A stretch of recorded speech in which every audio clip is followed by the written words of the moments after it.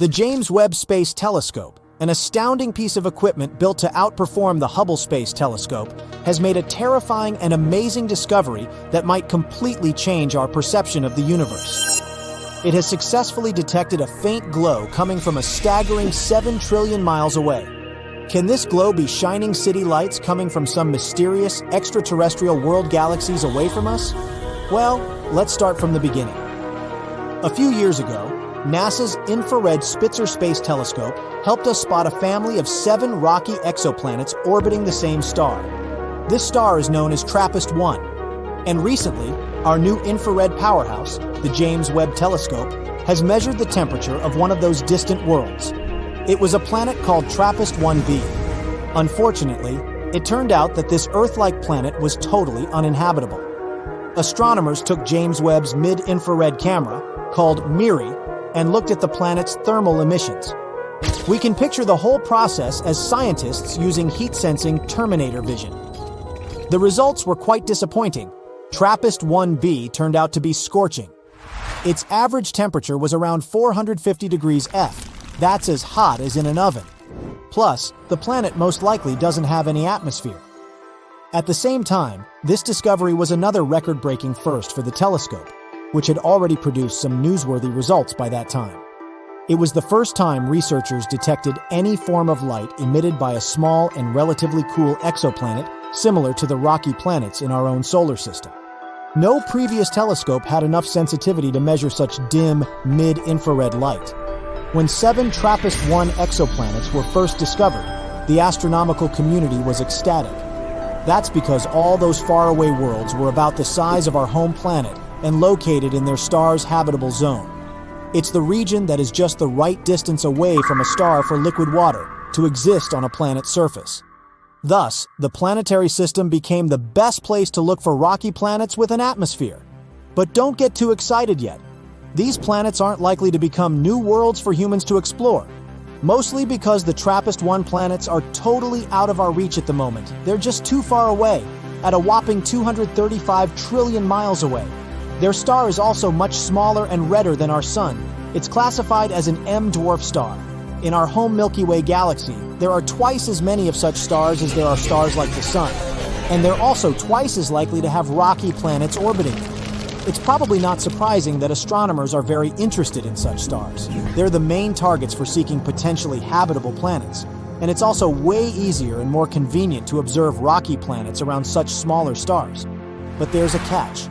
M-dwarfs are more active than our Sun. They frequently flare and spew high-energy rays which are likely to be extremely damaging to planets' atmospheres and any forms of extraterrestrial life. When researchers examined TRAPPIST-1b before, their observations weren't sensitive enough to determine whether this world had an atmosphere, or if it was just a barren rock. But now, we know. The planet is tidally locked to its star, which means that one of its sides always faces the star, while the other is stuck in perpetual darkness. The latest simulations suggest that if this planet had an atmosphere, its temperatures would be much lower since the air would redistribute the heat around both sides of the planet. Unfortunately, the James Webb Telescope recorded much hotter temperatures than needed for such a favorable scenario. It indicates the absence of an atmosphere and knocks the planet off our list of possibly habitable worlds. But the main excitement here isn't actually the features of TRAPPIST-1b. The main takeaway is that James Webb is capable of making such kinds of measurements. It'll help us explore the atmospheres and temperatures of many other distant worlds.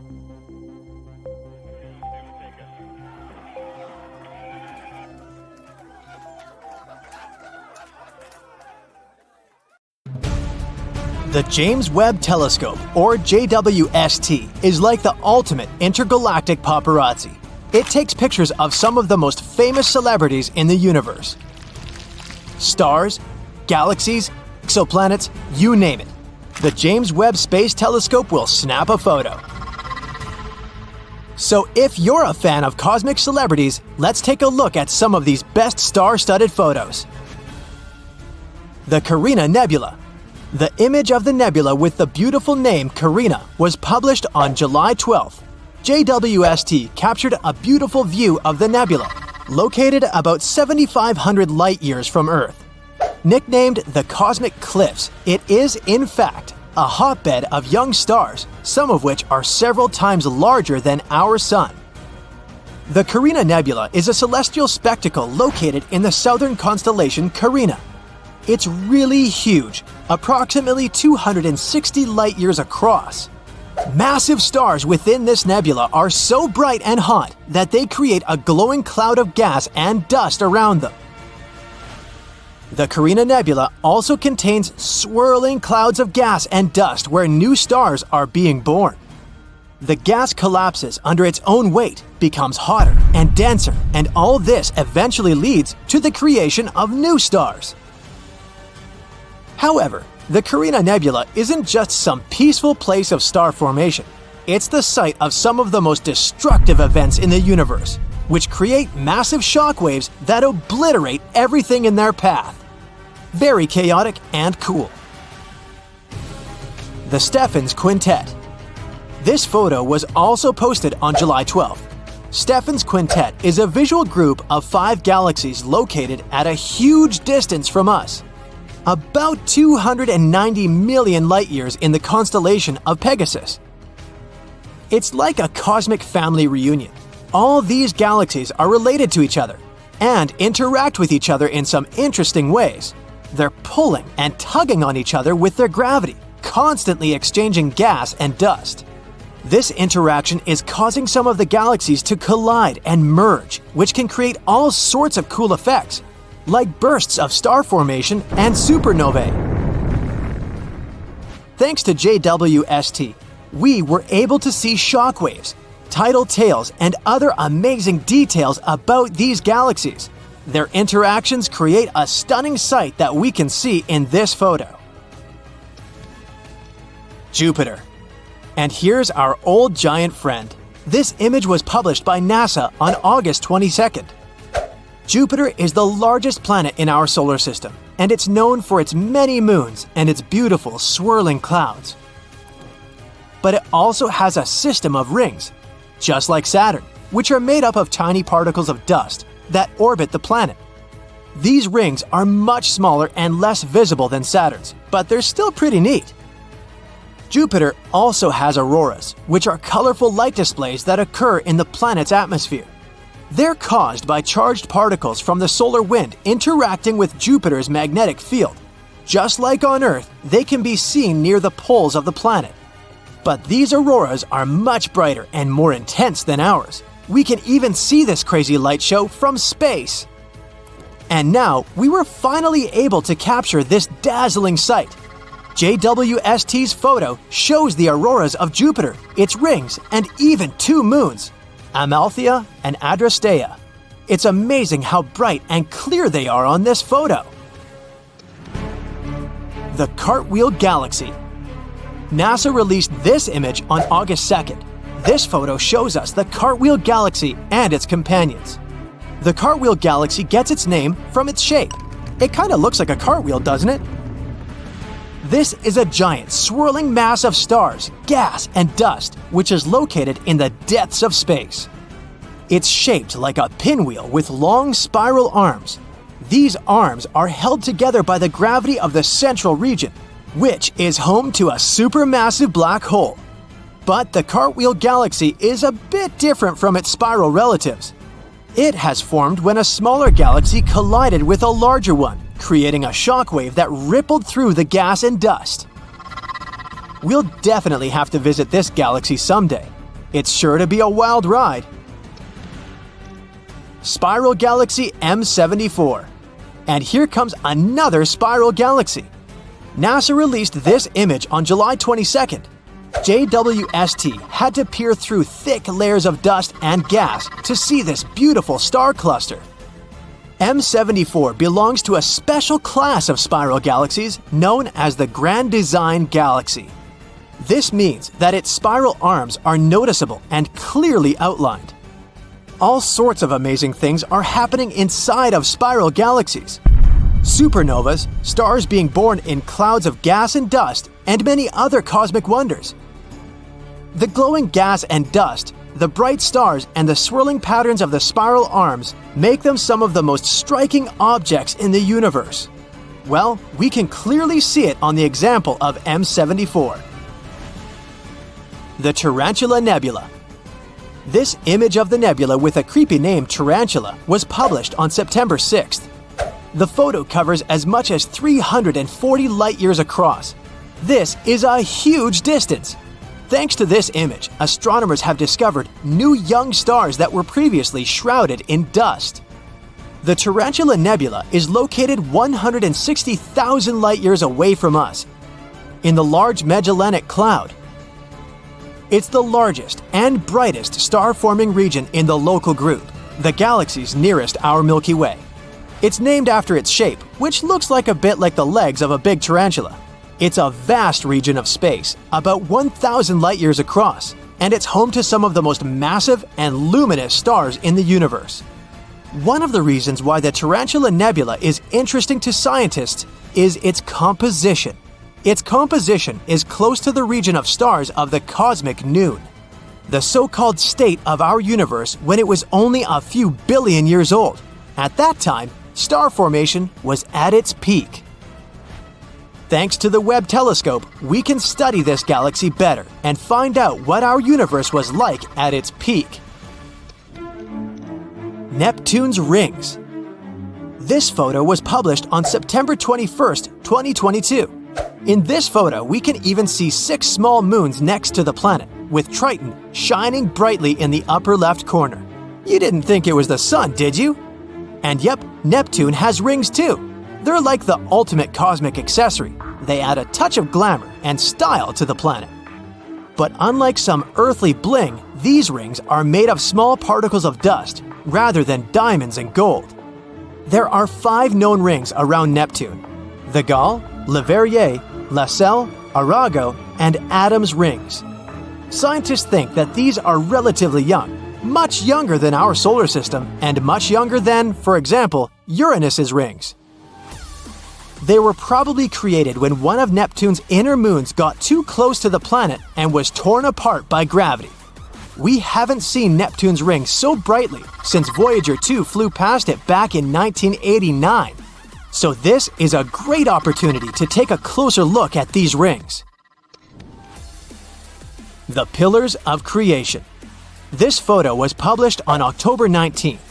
The Pillars of Creation became famous thanks to the Hubble telescope, but this photo is very lush and much more detailed. These columns, located in the Eagle Nebula, are about 5 light-years tall, which is really, really long. And they look like some majestic rock formations, only much more transparent. Just like a typical Hollywood movie set, they're full of action and special effects. They're home to some of the most dramatic processes in the universe. The gas and dust are collapsing under their own gravity, forming clumps that will eventually become stars.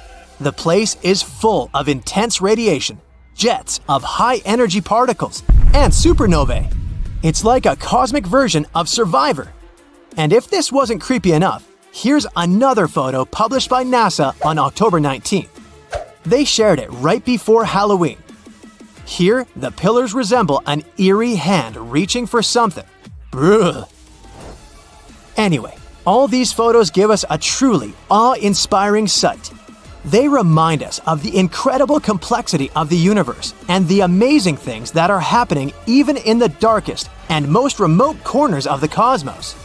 Let's hope that the James Webb Telescope will continue to amaze us in the future. Hundreds of diplomatic spaceships take off from Earth and head into space. When they reach their destination, they're met by hundreds of alien ships. This is humanity's first contact with an extraterrestrial civilization. People managed to detect them not so long ago, in a star system very close to our home. It's Proxima Centauri. This red dwarf star is the closest to our solar system. It's 7 times smaller than our Sun, which makes it only 50% bigger than Jupiter. Proxima Centauri is also 8 times as light as the Sun. This star system is 4.2 light-years away. That's how long it takes a photon of light to travel from this star to Earth. By comparison, it only takes 8 minutes for sunlight to reach our planet. If you decided to travel to Proxima Centauri, it would take you about 73,000 years to fly there in a conventional rocket. That's longer than our intelligent civilization has even existed. But it's not the star itself that interests us. It's the planet orbiting it. That's Proxima Centauri b. It's 17% bigger than Earth and about 10% heavier.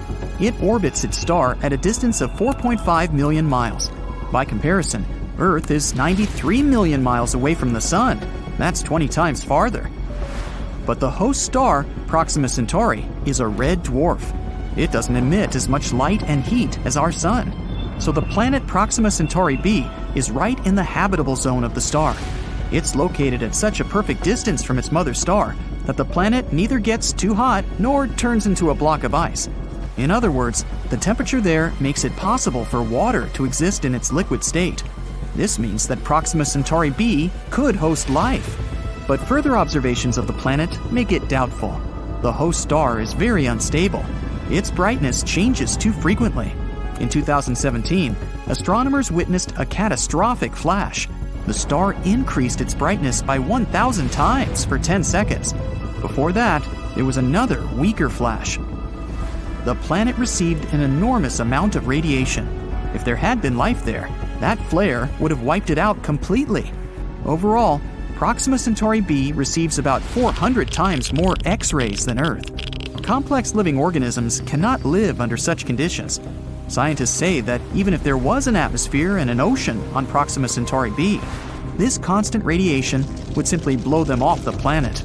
Proxima Centauri b is so close to its host star that it's gravitationally locked to it. This means that the planet is always turned to the star with only one side, just like the moon is turned toward Earth. That means that only one side of the planet receives this awful amount of radiation, and some experts speculate that an intelligent civilization might live on the night side of the planet. And it could be this civilization that sent us the strange signal that astronomers caught in 2019. Scientists described it as, quote, a bright, long-duration optical flare, accompanied by a series of intense, coherent radio bursts. This radio signal was observed for 30 days by one of the radio telescopes on Earth. Scientists thought the signal was artificial and could have been sent by an extraterrestrial civilization. Presumably, the signal came from Proxima Centauri b, or one of the moons that might be in that star system. But further observations failed to detect the signal. Now, the main theory claims that this radio signal is just some kind of interference from some technology on Earth. But what if it was really sent by a civilization living on the dark side of Proxima Centauri b? Well, we may soon find out for sure. People are launching a brand new telescope into space. It's the James Webb Space Telescope. It's scheduled to be launched at the end of 2021. A booster rocket will take off from Earth and reach orbit. Then, it'll deliver the telescope to a specific point between our planet and the Sun, where their gravitational forces are roughly equal. Plus, there's no light pollution in space, unlike on Earth's surface. There are also no clouds or other weather conditions that might interfere with the telescope. The James Webb Space Telescope will replace the Hubble telescope, which has been operating in space since 1990. The new telescope costs $9.8 billion. And here's why. It'll use a mirror as wide as a boxing ring. This will allow the telescope to see very far into space. So far, in fact, that the light from some events happening there won't have reached Earth yet. This means we will literally be able to look back in time. The James Webb Space Telescope will see the universe almost immediately after the Big Bang. We'll see how the first stars and galaxies were born, and how the universe turned into what we observe today. But also, this telescope can be used to examine Proxima Centauri b. Astronomers will be looking for artificial light there, like the LED lights we have on Earth. If Proxima Centauri b really hosts life on its night side, then the locals must have learned to transfer heat and light from the day side of the planet, and they would have to use artificial light to support life on their side. The James Webb Space Telescope is powerful enough to distinguish the light waves emitted by the star from those that might be created by someone on the dark side of the planet. And if we do detect some artificial light, we'll have the first ever confirmation that an intelligent civilization might exist outside our solar system. But there's always room for error in calculations and data interpretation. The only way to establish the truth once and for all is to send a space probe to Proxima Centauri. Then we can get real pictures of the planet. The main problem is distance. Although Proxima Centauri is the closest to the Earth star system, it still takes tens of thousands of years to get there. After all, the Voyager 1 space probe needed about 44 years just to leave the solar system, and that's just a small step compared to the actual distance to the nearest star. So we need other methods of travel, and they have to be much faster. Some scientists want to send microprobes to Proxima Centauri b. They won't be any heavier than a sewing needle. A launch vehicle will deploy about 1,000 of these probes into orbit. Then they will unfold a space sail. This is an ultralight material that will use the power of light to create thrust. When the sail is deployed, we'll focus a powerful laser beam onto it. This will accelerate the probes to about 20% of the speed of light. This will be an absolute speed record by our standards, but it'll still take about 21 years for these probes to reach their destination. And we'll have to wait for about 4 more years just to get the first signal from them. The Proxima Centauri star system isn't the only potential world to host life, and one of the tasks of the James Webb Space Telescope is to look out for other worlds. The telescope's powerful instruments will allow it to find relatively cold planets where temperatures are close to those on Earth. We'll be able to study in detail around 24 nearby star systems, and we'll be able to detect not only planets themselves, but also their moons. Scientists expect a boom in the discovery of exoplanets. From the start of the telescope in 2022, we'll constantly be detecting new worlds and learning more about those already discovered. The James Webb Space Telescope will allow us to better study our own solar system, Jupiter's moon Europa, for example. Scientists believe there might be water there. Although Europa looks like a block of ice, the moon's gravitational interaction with Jupiter heats its core. That likely makes the ice deep below the surface melt. So there's likely to be an ocean under the ice crust. Similar conditions could exist on Enceladus, Saturn's moon. This moon is geologically active. There are geysers that burst out of the cracks on the moon's surface. The James Webb Space Telescope's infrared instruments will be able to explore Europa and Enceladus in search of biosignatures. Those are the traces of life activity of living organisms or bacteria.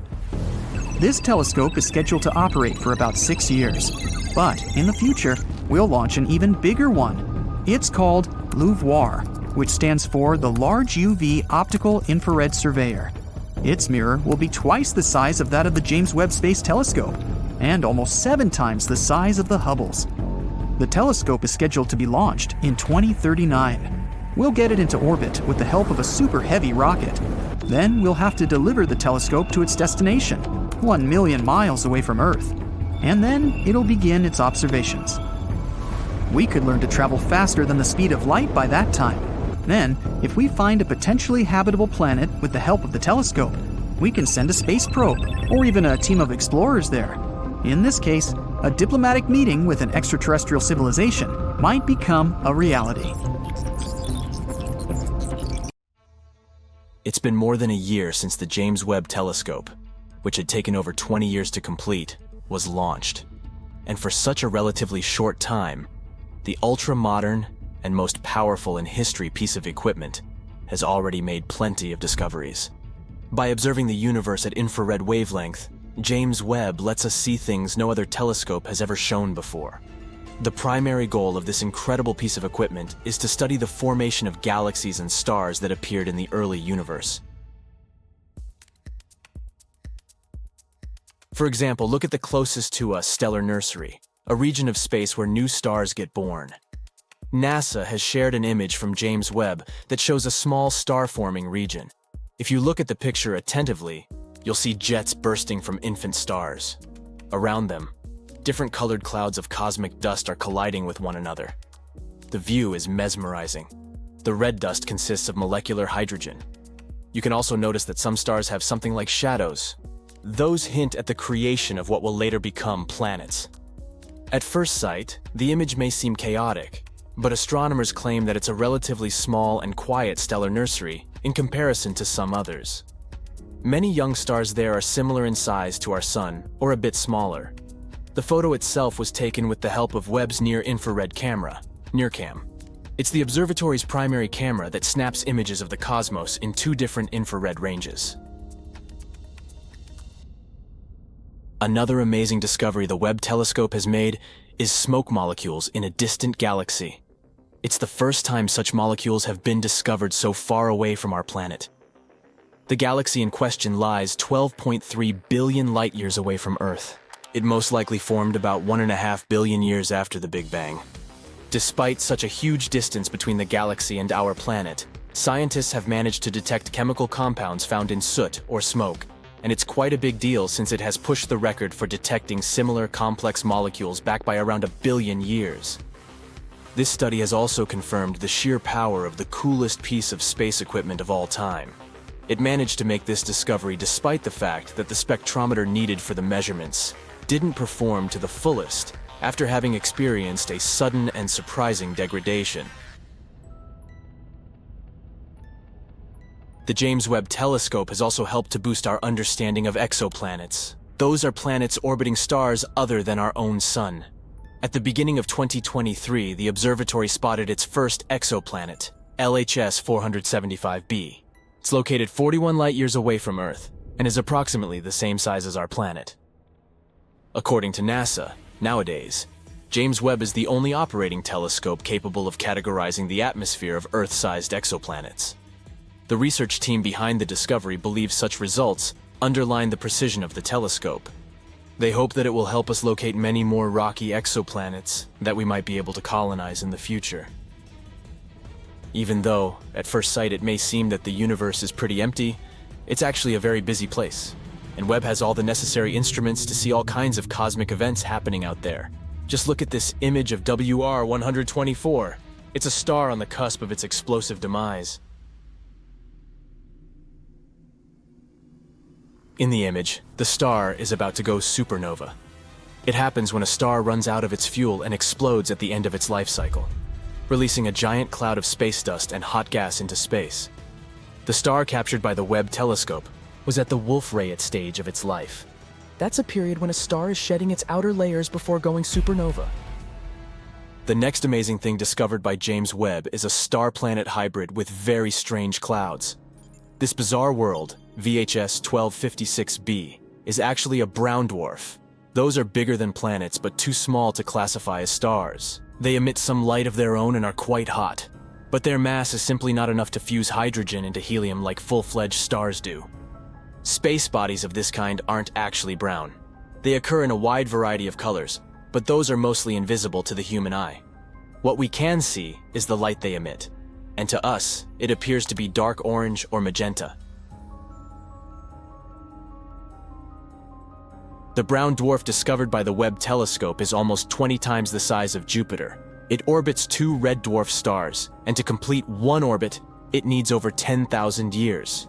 Astronomers first found out about this unusual exoplanet in 2016, but at that time, they didn't classify it as a brown dwarf, and, thus, couldn't explain its puzzling reddish glow. Now, thanks to the James Webb Telescope, they know the space object's origin. Anyway, back to those clouds.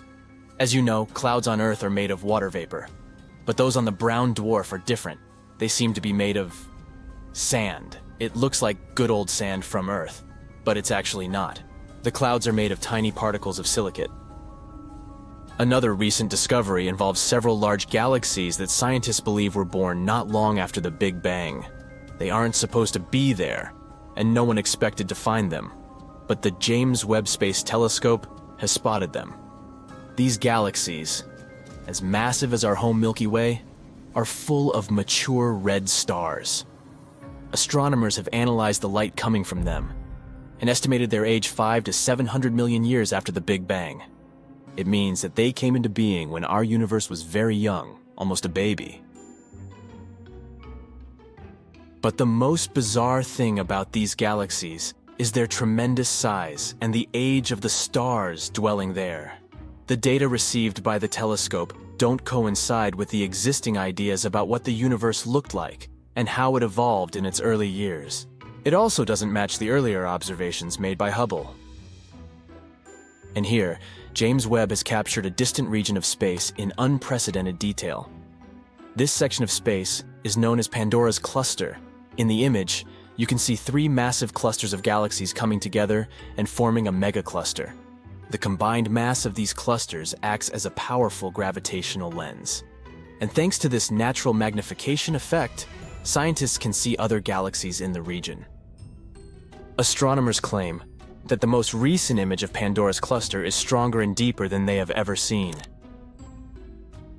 James Webb has also managed to spot thousands of young stars never seen before in the Tarantula Nebula.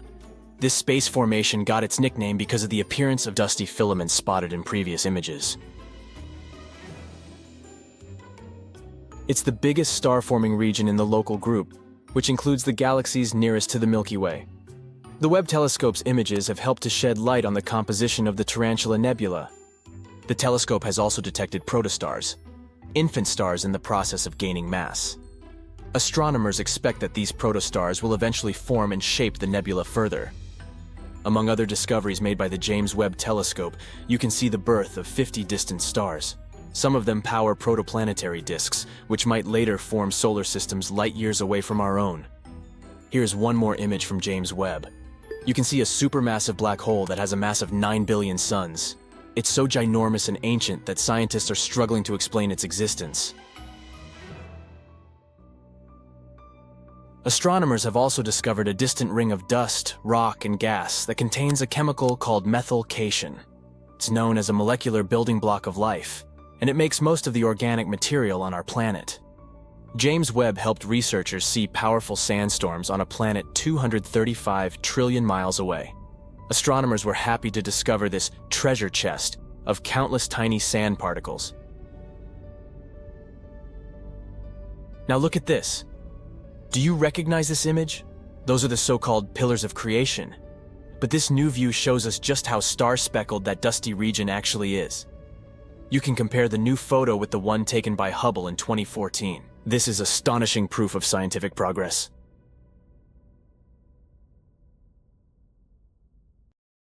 Hey there, Earthling! If you think you're special because you live on the only habitable planet out there, think again. What makes a planet suitable for life? A whole bunch of factors, like the planet itself, its neighbors, and the star it orbits.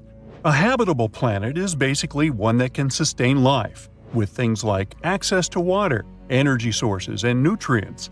Earth, for example, is in the sweet spot, known as the habitable zone, where it can have liquid water on its surface.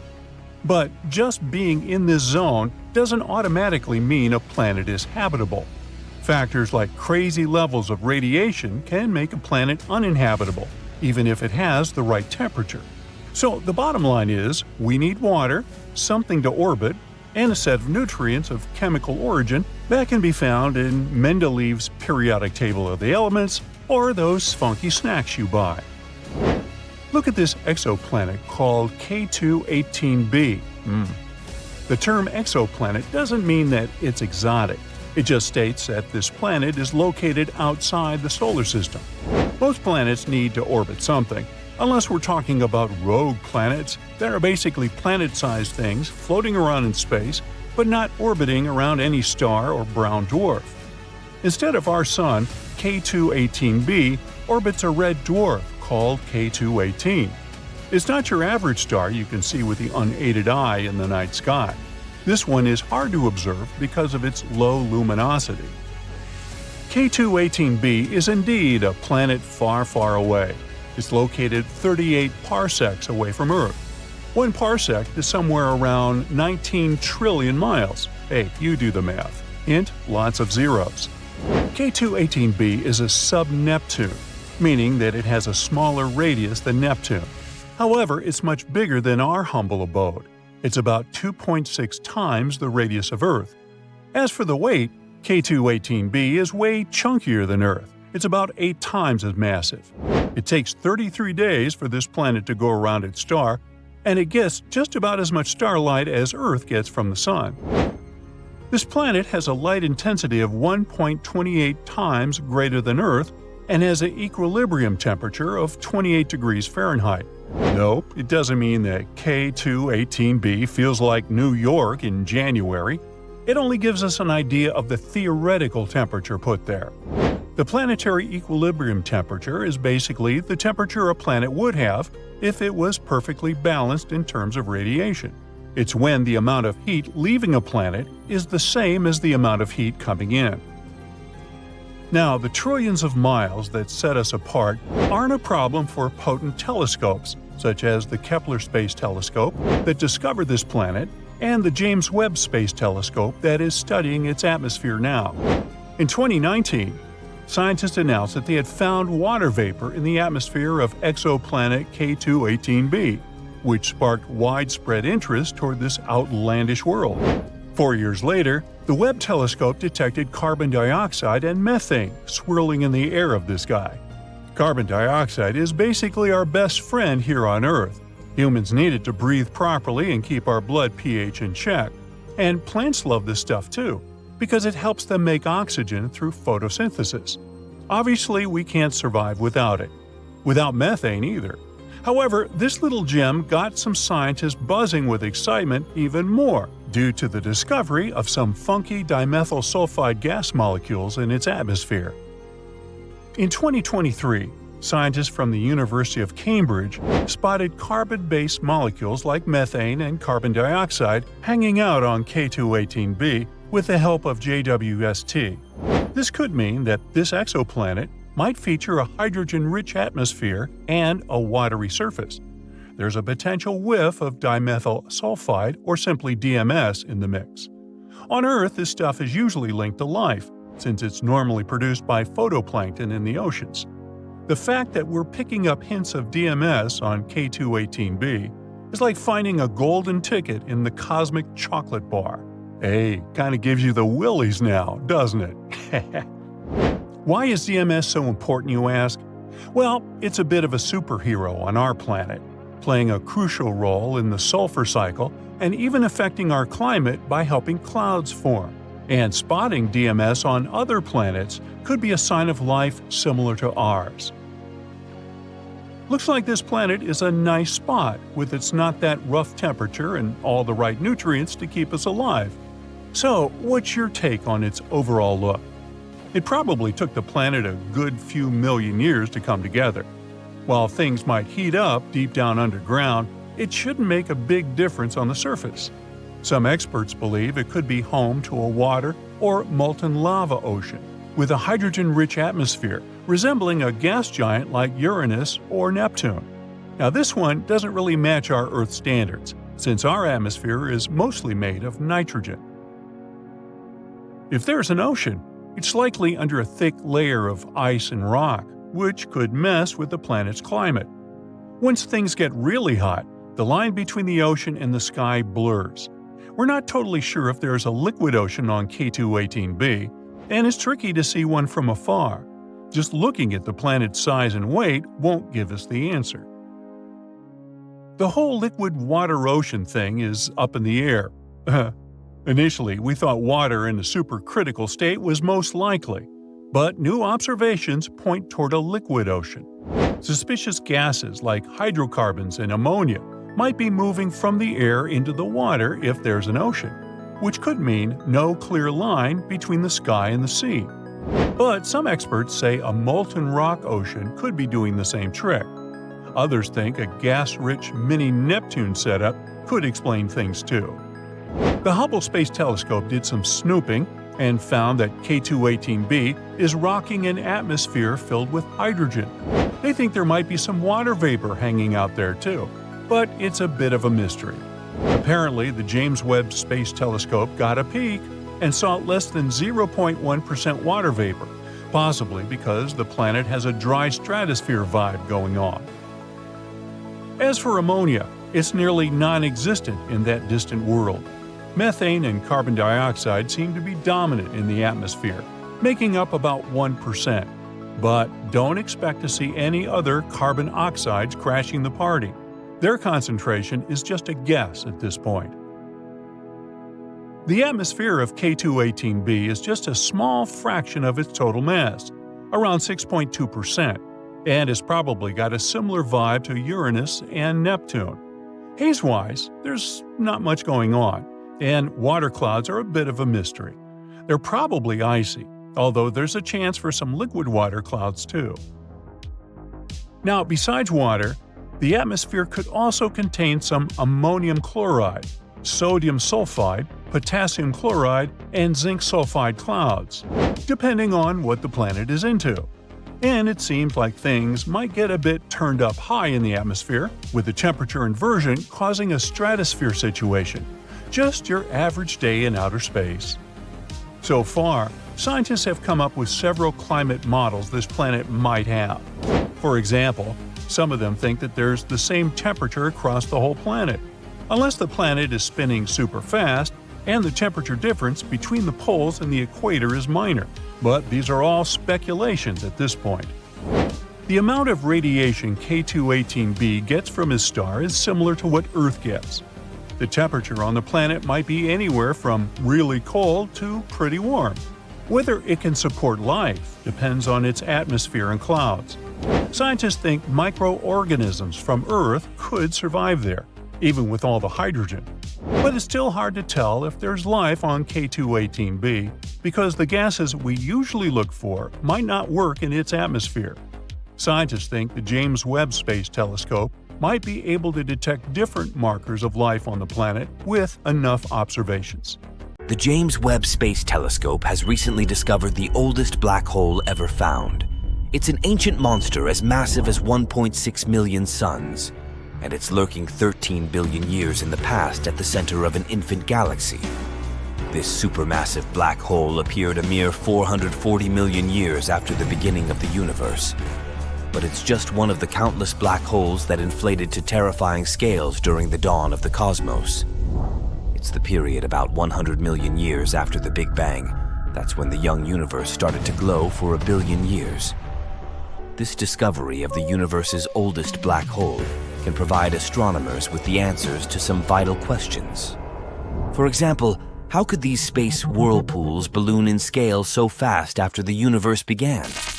Or how did they appear in the first place? You see, black holes in the early universe couldn't grow as quietly and steadily as many modern black holes do. They were bound to experience some peculiar formation and growth.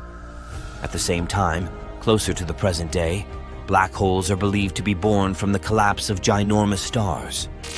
They grow by munching on gas, dust, stars, and other black holes non-stop. The friction created in the process makes the material, spiraling into a black hole, heat up, and it emits light that can be detected by our telescopes. To spot the oldest black hole, scientists used two infrared cameras, the JWST's mid-infrared instrument and near-infrared camera. They used the camera's built-in spectrographs to break down the light it had been recording into its component frequencies. While examining the results, they discovered unusual spikes among certain frequencies. It could only mean that the hot material around a massive black hole was beaming out faint traces of light. One of the most popular explanations for how ancient black holes grew so rapidly is that they appeared after sudden collapses of colossal gas clouds. Or they could form as a result of merges between clumps of stars and black holes. There's also a possibility that some of the oldest black holes could have been seeded by hypothetical primordial black holes. Those are believed to have appeared moments after the universe began, but their existence hasn't been proven yet. In any case, this most recent finding of the ancient black hole is extremely important because the formation of galaxies and the appearance of black holes go hand in hand. Every normal-sized galaxy that we know of has a black hole at its center. But even though such black holes are massive and can weigh millions and billions of solar masses, they are still tiny in comparison with their home galaxies. A supermassive black hole usually reaches less than 1% of the mass of a regular-sized galaxy and has a volume that is billions of times smaller. And still, somehow, supermassive black holes can influence galaxies, controlling the formation of stars for billions of years. The thing is, black holes exert an enormous gravitational pull on their surroundings. Any gas, dust, and stars that come too close to a black hole find themselves trapped. A lot of material crams into the space around the black hole and heats up, because that's what materials do when compressed. Soon, everything around the black hole flattens into a thin disk, which is called the accretion disk, and starts swirling around the black hole. astronomers believe that this process is behind the mysterious relationship between black holes and their host galaxies. It's a connection between the mass of the supermassive black hole and the velocity dispersion of the gas in the galactic core. This cycle also controls the rate of star formation, which is a crucial element of the evolution of galaxies. If this delicately balanced process goes off kilter, the outflows from black holes can get too strong, not only heating the gas in a galaxy, but also removing it altogether. And then, the formation of stars doesn't simply slow down, it stops completely. Major galactic merger events can lead to such dramatic consequences because too much material falls into the central black hole too fast. So Venus and Earth are so different that a foolish question like, what's longer, a day or a year, that makes absolutely no sense on Earth, totally makes sense on Venus. A day on Venus is indeed longer than a year.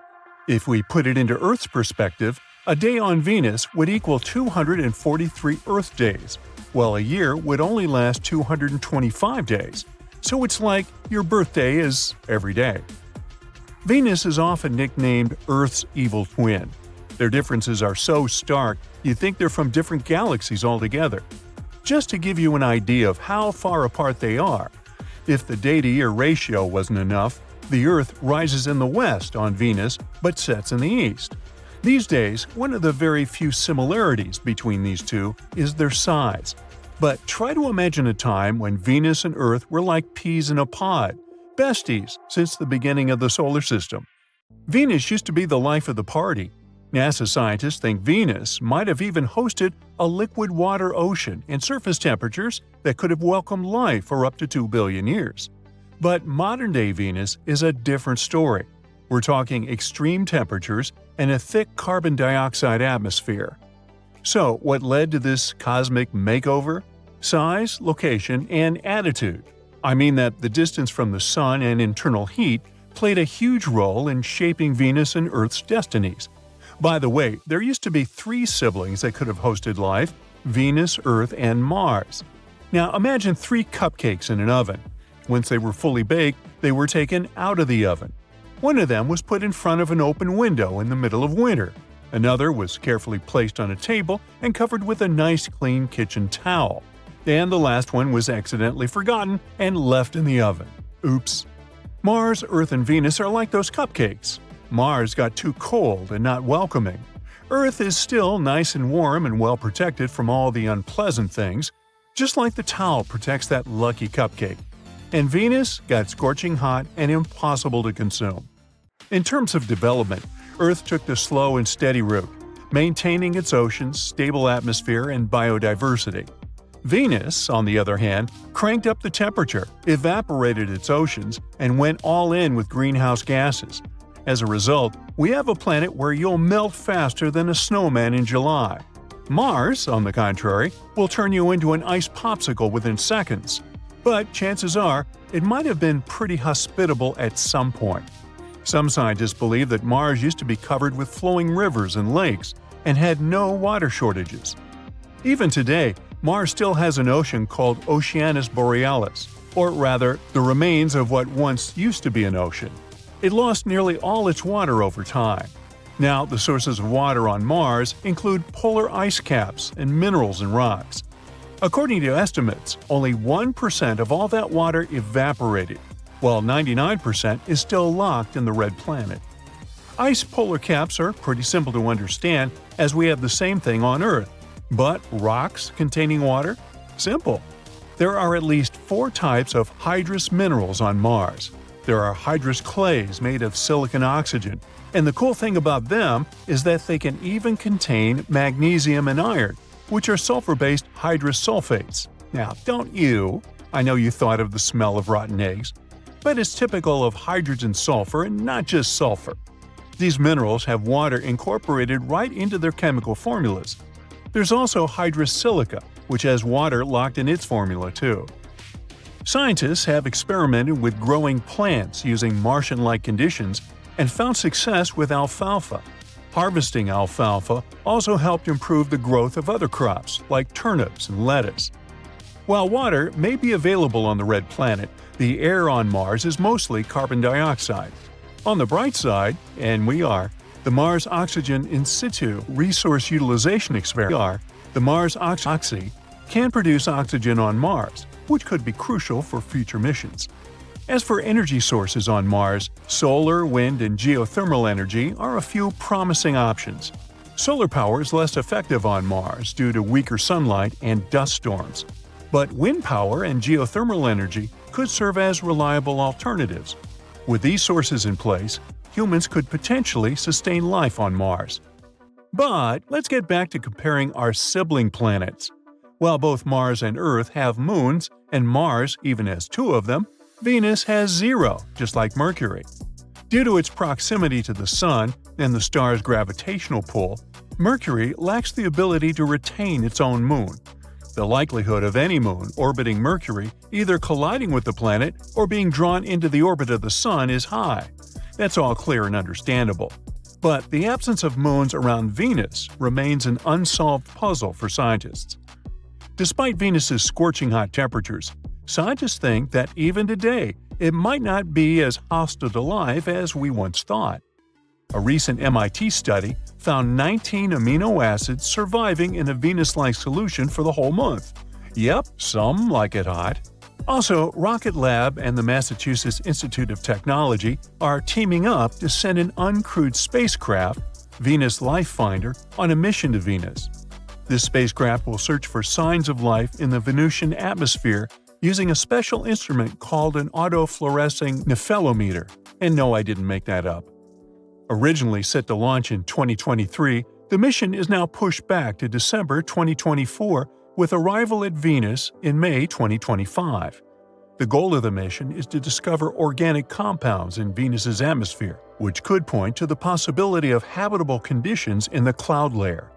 The spacecraft is designed with a Photon Explorer cruise stage and a compact atmospheric probe equipped with that nephelometer thingy. The small probe will descend through the Venusian atmosphere, collecting data on cloud particles and organic compounds. In 2020, scientists made a big announcement about finding phosphine on Venus, a compound that could be linked to life. While they're still working on confirming this, using information from telescopes or even past missions, there might be evidence hidden in old NASA data received from Venus that could shed more light on the discovery. The potential presence of phosphine on Venus has stirred excitement and caution among scientists. To make sure, they need more data from telescopes or new space missions. If they find this gas, it might mean there is some form of life producing it in the planet's clouds. This discovery would be a huge step toward understanding Venus better. Some experts think that sending probes to Venus to directly detect phosphine would be the most effective way to confirm its presence. An 80s NASA mission may have already detected phosphine, but scientists back then didn't realize it. Now, this data is being re-evaluated to uncover any overlooked evidence of the presence of the gas. This could also suggest that the compound has been in Venus's atmosphere for decades, raising questions about its source. But not everyone is convinced of this interpretation, which evokes a debate among scientists about the true nature of the detected gases. Old data from other missions may also hold clues about phosphate on Venus. While new spacecraft are going to explore the planet, it's possible that the key to unlocking this mystery lies in decades-old mission records. In total, there have been 46 space missions to Venus, including some flybys where gravity lent a helping hand. The last time we successfully landed a spacecraft on Venus was way back in June 1985 as part of the Vega 2 mission. So, let's see what Venus Life Finder will discover. It took a lot of time for the light emitted by several incredibly old galaxies to reach the James Webb Space Telescope. After scientists made more precise estimates, it turned out that the photons had been on the way for over 13 billion years. That's about as long as the entire history of the universe, and only recently have they reached our orbiting observatory. These dramatic results have revealed that the universe started creating stars almost immediately after the Big Bang. But if you look at the images delivered by the James Webb, you won't be overly impressed, just a handful of smudges, a few glowing spheres, and something resembling a dog bone. And still, the world of astronomy has been left speechless. The telescope's giant mirror has managed to capture the oldest known galaxy in the entire universe.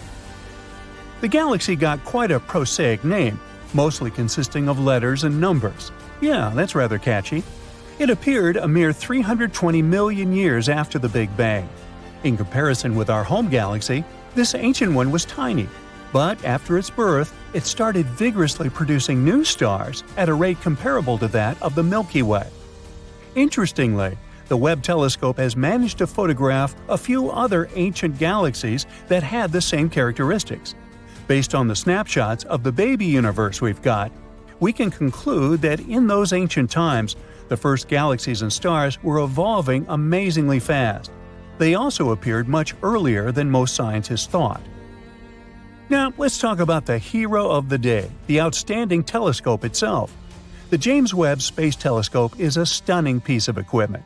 It's around 100 times more powerful than the Hubble Space Telescope, and the latter has observed places that are 13.4 billion light-years away. The James Webb Telescope is also on the pricey side, to put it mildly. Even though originally the cost of the telescope was estimated to be just $1 to $3.5 billion, the entire process of its construction cost around $10 billion. For comparison, NASA spent $4.7 billion to build and launch the Hubble telescope, and it was another $1.3 billion to fix it in orbit. Even though the James Webb Space Telescope itself is 3 stories high and the size of a tennis court, its mirrors are the lightest large telescope mirrors of all time. No wonder, during the manufacturing process, they underwent a 92% reduction in weight. The lighter, the cheaper it is to send stuff to space. If you had a chance to look at these mirrors, they would seem to be gold, but they're made of beryllium. This is a steel gray, lightweight, and brittle metal. A gold coating is still applied to each mirror, but they can't be produced entirely out of gold since this material needs to expand and contract even with small temperature changes. And that's not what we need to happen to a super precise piece of equipment. That's why the total amount of gold used in the construction of the James Webb Telescope is less than 2 ounces. That's a golf ball-sized chunk of gold. The gold plates covering the mirror are only 1,000 atoms thick.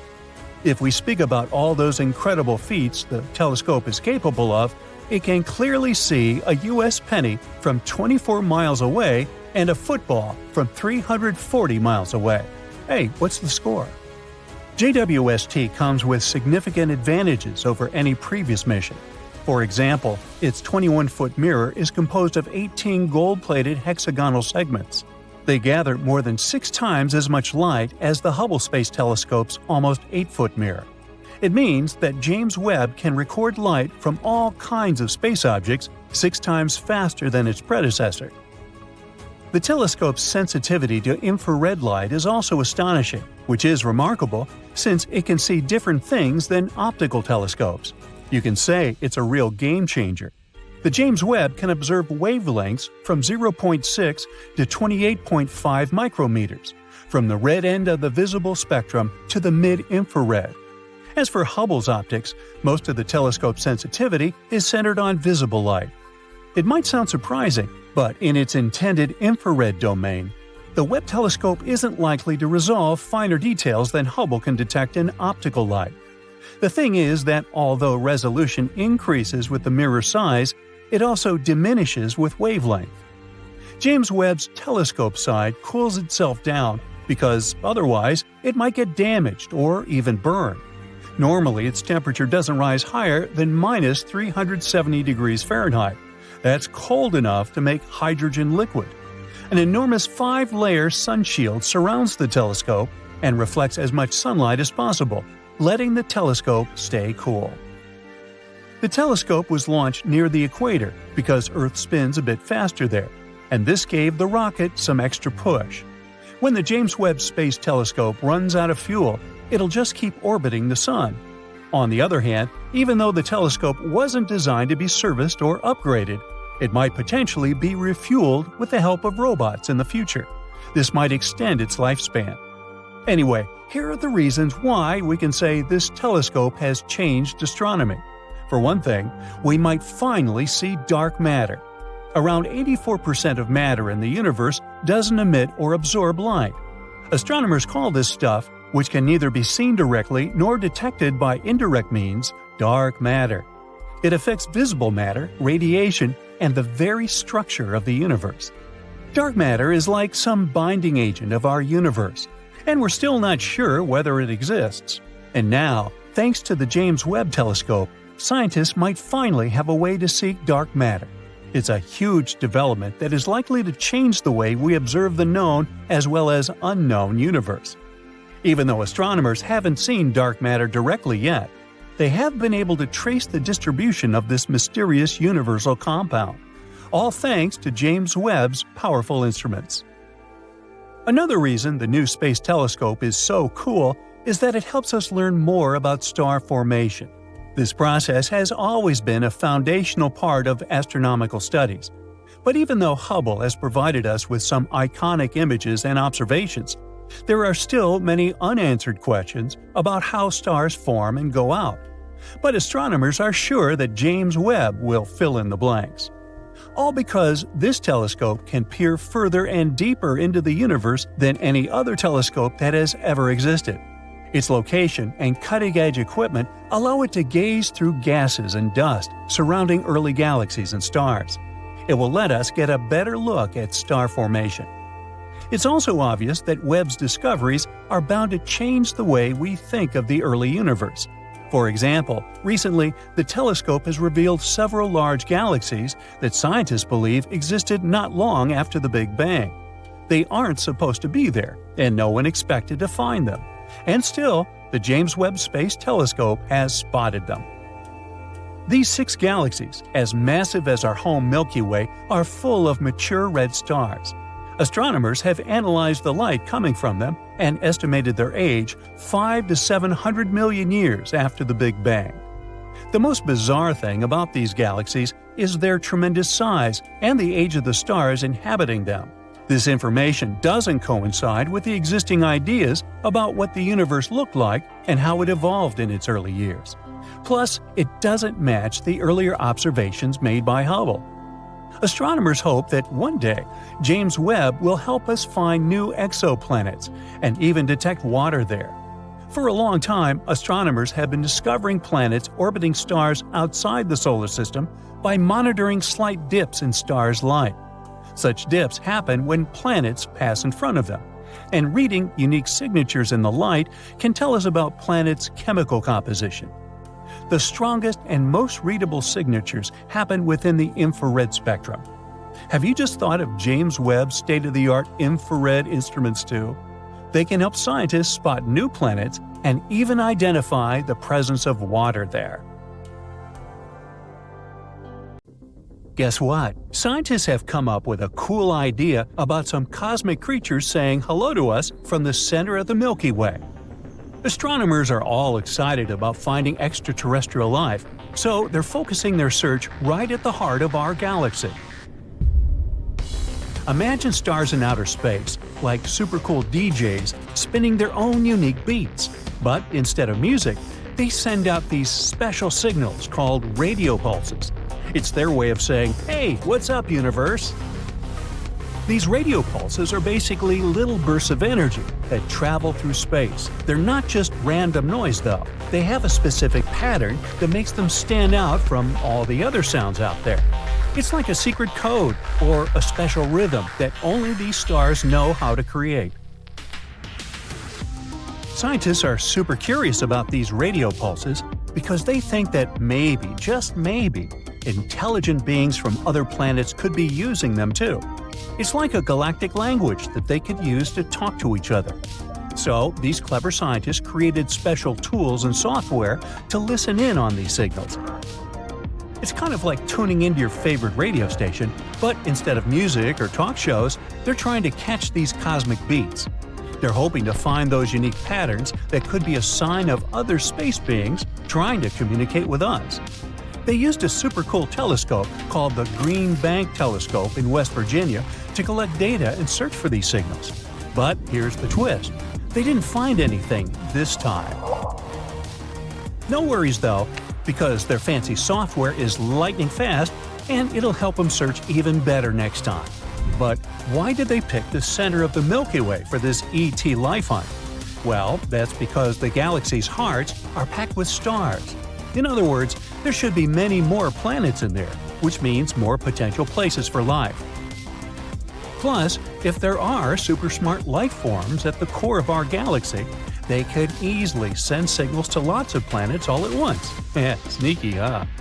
This whole thing is super exciting because it's the first time scientists have gone all out to search for these types of signals. They think that using specific frequency ranges and repeating patterns is a really clever way for ET beings to make themselves known. I mean, that combo is so unlikely to happen naturally, right? The best part is that they have this algorithm thingy that can go through a crazy amount of telescope data in just 30 minutes. So, even though they didn't find anything yet, they're confident that this speedy method will help them find evidence of advanced life in the future. How awesome would that be? As you know, humanity has been searching for buddies from outer space for a very long time. This research is just one of many attempts to find them. There's a whole institute dedicated to this mission in the US, SETI, or Search for Extraterrestrial Intelligence. So, naturally, the question arises, why haven't we found anyone yet? It's like we've been scanning the sky forever, hoping to catch a glimpse of advanced civilizations out there. But we get absolutely nothing. All this brings us to the famous Fermi paradox. It's like a big mystery that fuels the hunt for extraterrestrial intelligence. We think that if intelligent life exists, we'd have evidence of it by now. Maybe they're actually beaming out radio signals for us to pick up. Or maybe they're just broadcasting in general and we happen to stumble upon it. They could even have left cool artifacts in our solar system to keep an eye on us or just hang out. Heck, maybe they're building wild mega engineering projects, like gigantic solar panels around their stars. Or they could be getting all fancy and contaminating their stars with heavy metals just to announce their presence. So the search continues. We're not giving up just yet. And hey, maybe instead of just focusing on smart space beings, we should be on the lookout for any kind of life at all. Yeah, I know that a tiny microbe might not be as thrilling as chatting with friendly otherworldly creatures. But think about it. There could be lots of simple life forms out there. We're talking about simple organisms swimming in oceans, mossy creatures holding onto rocks, or the first signs of critters exploring their habitats. They might not be super brainy, but they leave their mark. Plus, they could be way more common and easier to find in our galaxy. Now take Earth, for example. There's a theory that our atmosphere used to have a lot of oxygen floating around. But oxygen is a bit wild and doesn't stick around for too long. It either escapes into space or bonds with other elements, changing into different things like carbon dioxide. Then, around 2 billion years ago, single-celled organisms decided to gobble up carbon dioxide and burp out oxygen, completely changing Earth's atmosphere. Life here transformed the very nature of our planet. And guess what? We can actually detect changes like that on other planets. Here's how. When we look at faraway planets called exoplanets, sometimes they cross in front of their parent stars. As the star's light passes through the planet's atmosphere, it gets all mixed up with different elements and molecules in the air. And you know what happens? The light changes its flavor and color in a special way. So imagine you had a glass of lemonade and you added some fruit juice to it. The lemonade would taste different, right?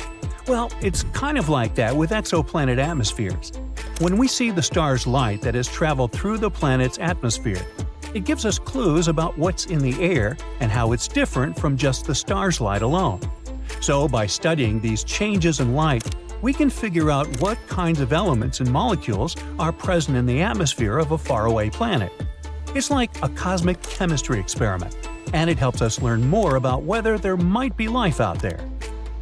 So right now, we can only study the atmospheres of big planets that orbit really close to their stars. But don't worry, NASA's Transiting Exoplanet Survey Satellite is on the case. is finding lots of interesting planets that we can check out more closely with the super-powered James Webb Space Telescope. This amazing telescope can even sniff out if there's too much carbon dioxide on other worlds. And okay, let's be real, our first contact probably won't be as flashy as in the movies. No exchanging secret codes or figuring out ET customs. We won't be chatting about funky bodies or habits either. Instead, the first hint of life out there will most likely come as a little wiggly line on a graph. It shows us that living creatures have really shaken things up on their home planet. Even simple life forms can have a big impact on their environment and leave behind a noticeable trace. Sure, it might not be as wild as battling space robots or epic adventures, but imagine this. Finding any kind of life beyond Earth would be huge. We'd be calling home, sending messages like, "Guess what? We're not alone in the universe." It would be an historic moment we're celebrating. And by the way, we've already begun to find organic molecules in space. It's not a full-fledged life as we imagine it, but it's still pretty neat. For example, we've already started to find organic compounds on Mars. And there's a teeny-tiny chance that Mars once flourished with plants, and maybe even animals. This is just a possibility, but if it turns out to be true, it would show that the presence of living organisms in the universe is not as rare as it seems. The search for life in the universe is like a great detective game. We thought that finding it would be easier because they could do cool stuff like blasting radio signals or transforming their whole solar system. But looks like, in reality, things are much more complicated. Nevertheless, we shouldn't give up. Let's keep searching and hoping that this new study about radio signals brings some results.